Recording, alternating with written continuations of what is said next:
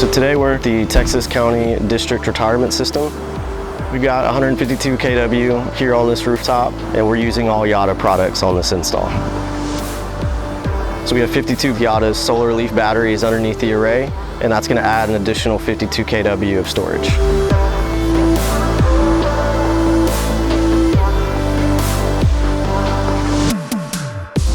I think Yotta's products are really cool. They're the only company that's doing rooftop storage underneath the array, which adds a lot of different benefits just from an installation perspective. They're small, they go underneath the panels.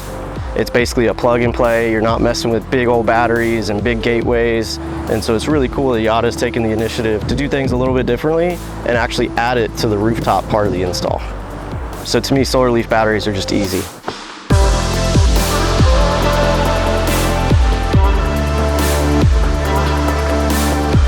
Customer journey has been really great. Yotta has been there hand in hand with every step of the process, from design, permitting, installation. So they had some of their field representatives here with our guys. So having them here on site throughout the installation allowed things to run smoother and get the job done quicker.